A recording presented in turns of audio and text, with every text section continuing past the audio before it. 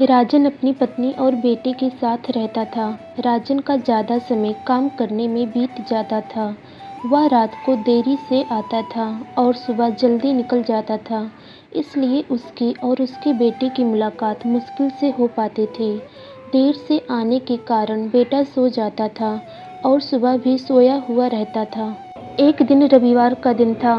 उस दिन राजन को घर से ही काम करना था, इसलिए वह सोफे पर बैठकर आराम से लैपटॉप पर काम करता है। तभी उसका छोटा सा बेटा राजन के पास आकर बैठा। राजन उसकी तरफ नहीं देखता है। बेटा कहता है कि पापा, मैं आपसे एक बात पूछना चाहता हूँ।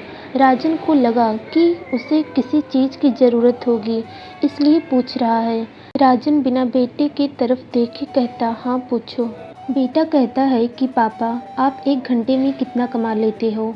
राजन को गुस्सा आता है। वह कहता है कि तुम्हें इससे क्या करना है।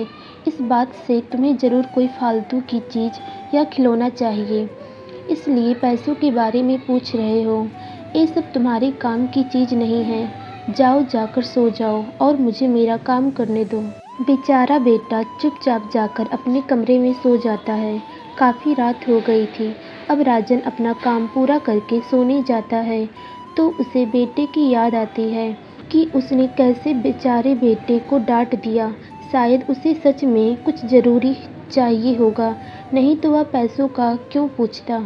ऐसा सोचकर राजन बच्चे के कमरे में जाता है और उसके माथे पर हाथ फेरता है। मेरा बच्चा सो गया क्या? तभी बच्चा अचानक उठकर बोला, नहीं पापा, मैं जाग रहा हूँ। पिता बेटे से कहता है कि बेटा, मैं उस वक्त बहुत व्यस्त था।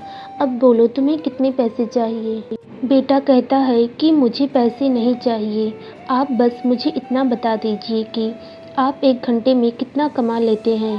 पिता कहता है कि मैं 1 घंटे में 100 रुपये कमा लेता हूँ। बेटा झट से उठकर अपने गुल्लक को तोड़कर उसमें से 100 रुपये निकाल लाया और पिता को दिया और बोला, ये लो 100 रुपये, क्या आप अपना 1 घंटा मेरे साथ बिता सकते हैं। ये सुनकर पिता हैरान हो गया। उसे मन ही मन बहुत शर्मिंदगी महसूस हुई। आज से ही उसने अपने मन में ठान ली थी कि वह अपना समय बेटे को भी देगा। उस रात दोनों बाप बेटे मिलकर खूब सारी बातें करते हैं। अब राजन समझ गया था कि परिवार के साथ वक्त बिताना कितना ज़रूरी है।